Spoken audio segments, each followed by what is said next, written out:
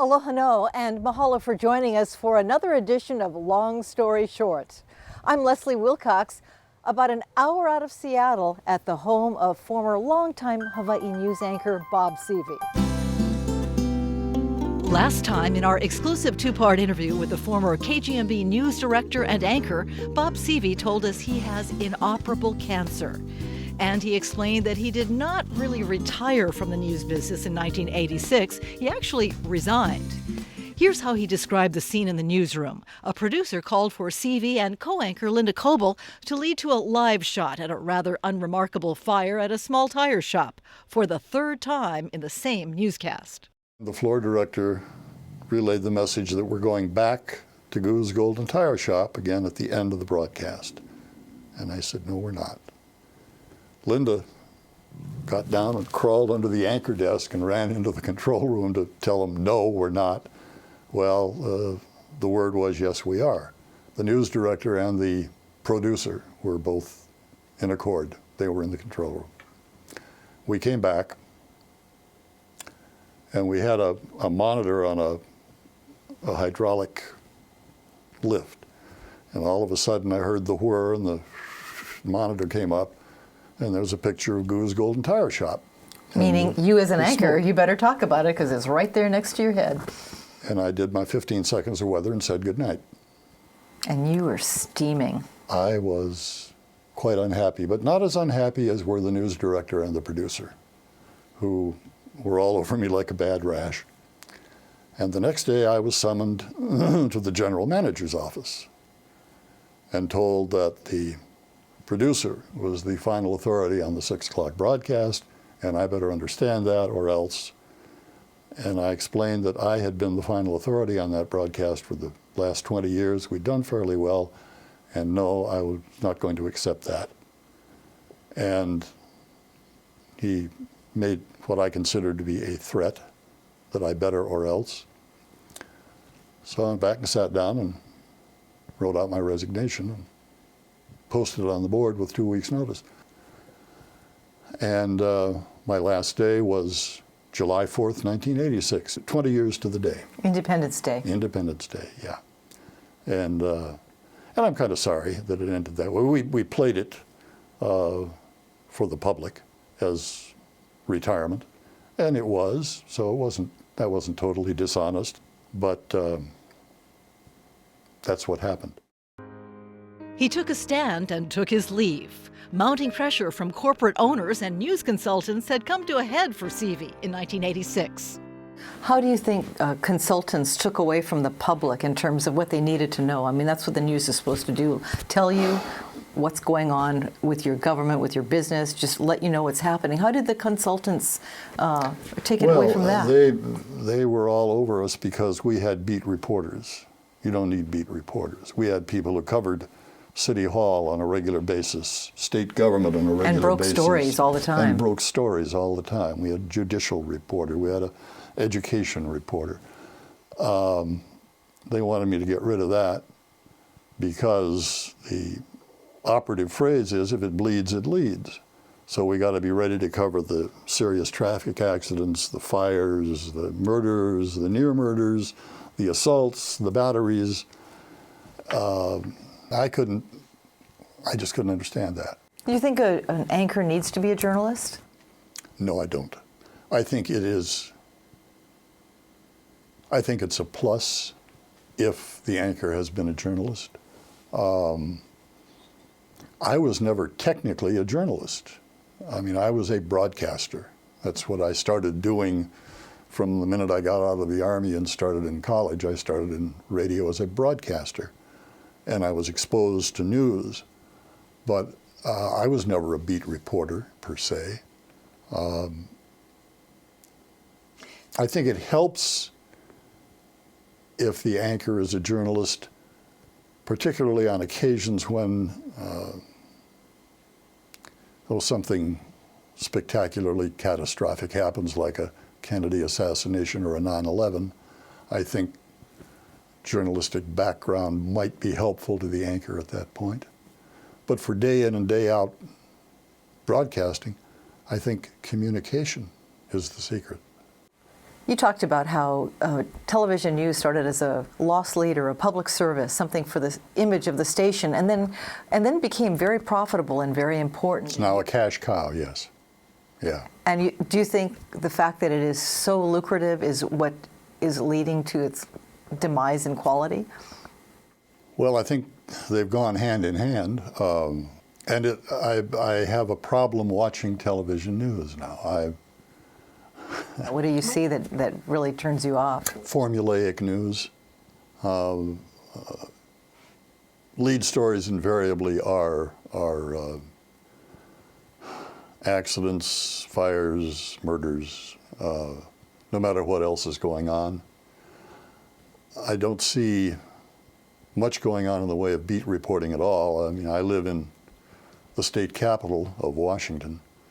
I don't think they may send somebody down here from time to time when the legislature's in session or the governor's going to do something, but I don't see reporters living a beat as... And why is that important? Well, government's kind of important to us. It sort of regulates almost everything we do. We pay them a lot of money in taxes. They churn out a lot of press releases to inform us. You're saying that's not enough? I don't think that's quite enough. No, the press releases tend to be just a skosh self-serving. And good reporting tends to wring a little bit of truth out of what isn't in the press release. At least that's been my experience. There seems to be a kind of a robotic feel to it. Never mind that in many places now the cameras are robots, and the human touch, I guess, is what I miss. I keep thinking, is there anybody in a control room there listening to what's going on? Does anybody hear what that reporter or that anchor just said because they made a really bad mistake? I never see anybody correct anything. Our rule was, if we make a mistake, we will correct it in this newscast, if possible, if not in the next newscast, for sure. I want the anchor to say, boy, we got a real mess here. Hang on just a second. What's going on, Charlie? Assuming there is a Charlie there in the studio. We used to have a studio director. I guess they must still have one. But everybody just sort of sits there, kind of dumbfounded, and the screen goes black, and then generally a series of commercials comes up. But what's the point of television news now? Do you think it still is a public trust? We thought of it as a higher calling and a sacred trust. I don't think the public now considers it that, watching the fare that we give them. This is probably very unfair for me to say, but for an awful lot of people who are now in television news, I think it's a job. It's what they do. And so many things are beyond their control. They just deal with things and do what they can in their little piece of the aina. And do you know whose name I've gone this far and not mentioned as being an alumnus of whom I am so proud I could cry? Joe Moore, for heaven's sake. How could I overlook Joe? Well, I was going to ask you about Joe Moore. Joe Moore was going to come up no matter what because he destroyed me. He became the leading anchor in Hawaii and has maintained his hold for so long. Yeah. And he came out of your newsroom. Yeah, and during the my last year or maybe even two, he was beating us in the 6 o'clock ratings. That must have felt horrible to you because you've been the leader so long and so high up. It wasn't the high point of my life, but I understood because I had always felt that Joe, I never thought of Joe as being a journalist with a capital J, but boy, was he a communicator. And to the credit of the people that owned Channel 2 at that time, they took him from us to do sports, and somebody figured out hey, this guy, if he can do sports that well, there's no reason he can't do news. And so they switched him to news anchor. Joe Moore has expressed some of the same feelings on the air as you have been saying in this conversation. Corporate owners from other shores and consultants. So I understand he's been rather outspoken about that sort of thing, and I'm not surprised, knowing Joe. And I know how he feels. My guess is he's had the same as and worse that you experienced in 1986. Oh, I think worse. And he chooses to continue. I think worse. He has seen the news staff just riddled in terms of number of reporters and that sort of thing. And I think it's too bad. He chooses to continue. Probably if I'd been smart, I would have too, because I would have been far ahead financially. If you quit and you're under contract, that's it. Yeah, you can't compete against And you can't people you have the compete, contract and, with. Yeah, and so I don't blame Joe for continuing to work, and he's doing well, and he's surviving all of the slings and arrows that now come at you when you're in television news. Well, I remember your goodbye, the tearful, at least for those watching, tearful goodbye at Channel 9. You were retiring earlier than anyone expected you to, including yourself, as you explained. What were your thoughts then? Were you asking yourself what was next, or did you know? I had no idea. I just knew that we were going to get out of town that night, and we did. We took a red eye, and I think we were gone for about 2 weeks. And by the time we got back, all the hubbub had pretty much died down. I didn't really have a retirement plan, because it happened, as you say, a lot more abruptly than I had thought it would. I think we just sort of let it happen. Rosalie and I did some traveling, which we wanted to do, and then we moved to Washington. On July 4th, 1966, when I first sat down at the KGMB news desk, I had no idea I'd still be here 20 years later. This job has given me the opportunity to meet and to know so many good people.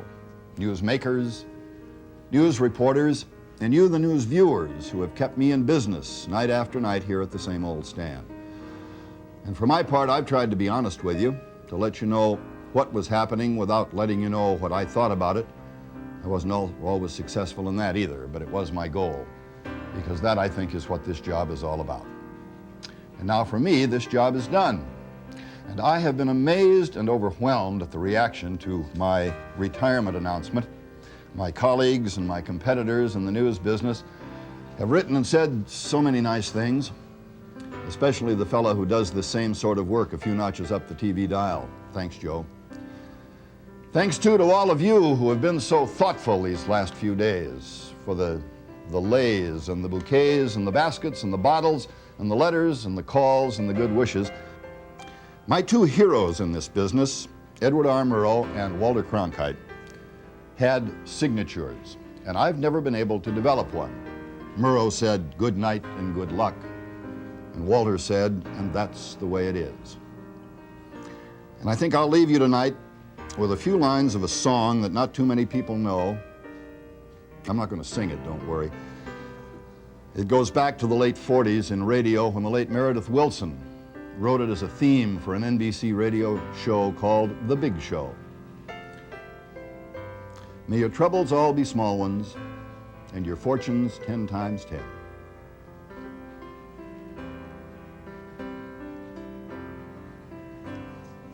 May the good Lord bless and keep you till we meet again.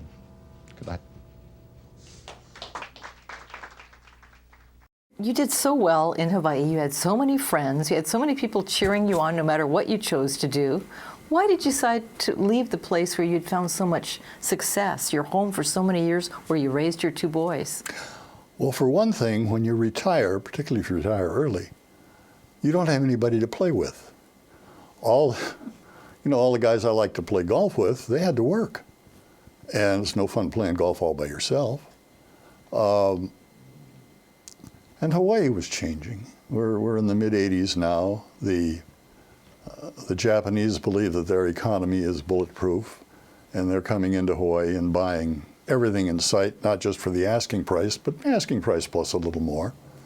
So prices are rather going out of sight. Traffic is beginning to be very bothersome. H1 is no longer a parking lot during rush hour, it's a parking lot, period. And I don't know that there was anyone, I'm sure that Rosalie and I never sat down and said, okay, we're going to move away from here. It just didn't happen. When you think of retirement, you think of, planning the retirement. You didn't really get to do that because of the circumstances at Channel 9 at that time.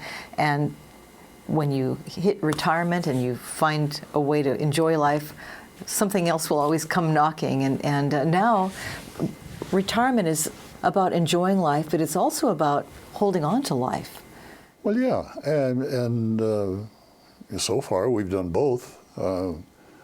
Rosalie, unfortunately, came down with Alzheimer's.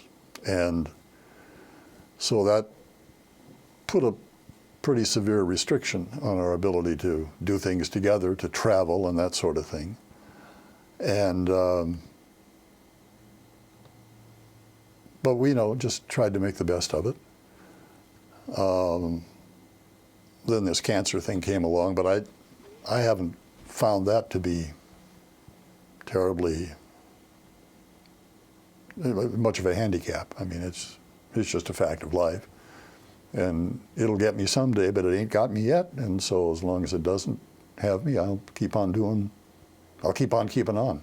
You say doctors tell you this, that, and the other, but sometimes the choices, the options you have aren't enough. Well, I try to get them to explain as in language I can understand. Okay, what does this do? What's the potential? What's the best thing that can happen, and what's the worst thing that can happen? And then make the decision. You've done very well with chemotherapy. You haven't had a lot of adverse effects. No, just the hair loss. No other side effects whatsoever. And that's from 2 different formulas. No, actually 3 different formulas. And so far it's been duck soup. So do you read all the material, the literature, the research you can about it? How involved are you in this process? I read as much as I can to the point that I can understand it. And a lot of it is in medical gobbledygook that I can't understand, and that's where I count on my oncologist, who is an absolutely marvelous guy, Patience of Job, speaks in plain ordinary English that you can understand, listens, asks questions, answers questions, and he's my anchor to windward. I mean, if he said, now what'll really cure your cancer is if you go jump off the Golden Gate Bridge, I'm on the next bus to San Francisco. You really are the anchor of your home now. Rosalie needs help with decision making and constant care, Yeah.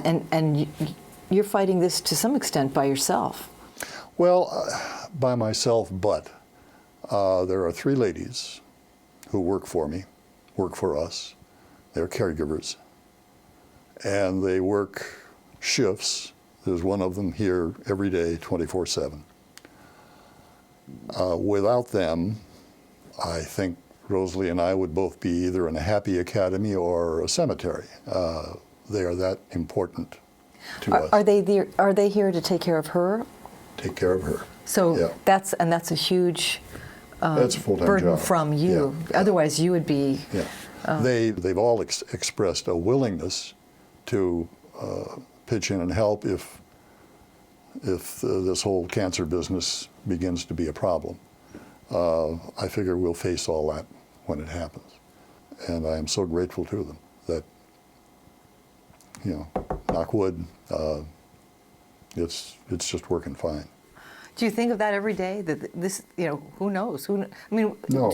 Everyone can say this could be my last day, this could be my last year. Nobody Sure. ever knows, but do you consciously think of that No. every day? I don't. I don't think about it. I mean, when you go in for chemo and they poke a hole in you and you sit there for 3 hours while the chemicals drip in, it tends to get your attention. But other than that, no, I don't. Partly because I feel good. I really don't feel bad at all. So. And do you ask the doctor, okay, how long, based on how I'm doing now, how long do you think? Oh, yeah, I do that about once a year. And as I say, the first year, he gave me a year 13 months ago. Now he's given me up to another year. And a year from now, we'll see what the next prediction is. Yeah, but you can go year by year. And heck, you know, it's not like I'm a kid anymore. I've already outlived the average age now is 77 years and 6 months, something like that. I've got that beat by 2.5 years. So You have a chance to do things now that... I play golf as often as the law will allow. I mean, I play what I say is golf, as opposed to what golfers think of as golf. But yeah, I do that regularly. You've reorganized your life around your health and certainly Rosalie's health. Pretty much, yeah. I haven't restricted myself very much because I haven't found that I needed to. Folks who used to play golf with me in Hawaii will be pleased to learn that I'm not only no better than I used to be, but I've actually gotten worse. I don't care. Yeah. Well, you know, when you get older, you just don't hit the ball as far. And so I guess that's a good thing. Instead of slicing it 150 yards out of bounds, it only goes 100 yards out of bounds.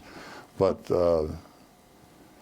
yeah, I still very much enjoy. I have some problems with my legs, with circulation. So walking, particularly on hills, and our golf course has some hills, is difficult. But because I'm old and infirm, they let me put a flag on my cart. And if you got a flag on your cart, you can drive on the fairways when the other folks can't, see? So I'm hanging in there. What do you think about mortality? I mean, it should be part of everyday life because nobody guarantees you any Absolutely. tomorrow. If the cancer doesn't get me, something else will. I don't think about it that much. I suppose when the time comes that the cancer starts making the decisions instead of me, I'll be given pause and we'll start thinking a good deal more about mortality. But when I'm in no pain, when I feel no effects, I just am not going to worry too much about it. I've done my very best, I think, to get my affairs, whatever they may be, in order, so that the kids know what's supposed to happen, and got a good lawyer, a good accountant, and a really good stockbroker. And with those three guys on my side, I'm pretty happy. Bob, you reported on many people's deaths, and you wrote obituaries. How do you want yours to read? Well, first of all, given what newspapers charge per word for obituaries these days, I just as soon not have one. They have free ones, too. Do they have free They're ones? free ones. Well, maybe I could get them to put it in the Honolulu papers instead of over here. There are no free ones over here. I don't know. I haven't even thought about it. He did the best he could. I guess that kind of sums it up. He won some, he lost some, and a few ended in ties. Do you carry regrets with you at all? Well, yeah, I regret that I was never the starting catcher for the New York Yankees. I was never a Navy carrier pilot. And there are probably some decisions that I made, particularly in the news business, that were really dumb. I try to put those out of my mind. No, by and large, I'm fairly content with what's happened in the last almost 80 years. But yeah, I guess, well, aside from my greatest regret, which is that my father wasn't the richest man in the world and left everything to me, so I never had to work, I'm pretty content with the way things turned out. As a news director, Bob Sevey was no talking head. He put his whole being into leading a hard-charging newsroom so that viewers could have straightforward, accurate information about things that mattered. Not fluff, not stories by formula, real news. You can see why his former colleagues still call him Captain. Mahalo, Captain, and thank you for joining us for another edition of Long Story Short. I'm Leslie Wilcox.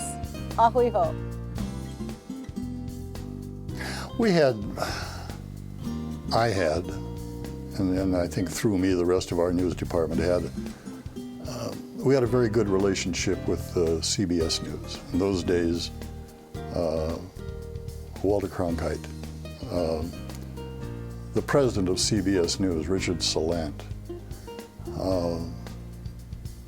producers like Don Hewitt of 60 Minutes, and correspondents like Dan Rather, and they spent a lot of time in our backyard, because during the Vietnam War, every time you turned around, there was a president and a prime minister and a bunch of admirals and generals and secretaries of this and that coming for Palm Tree Summit meetings.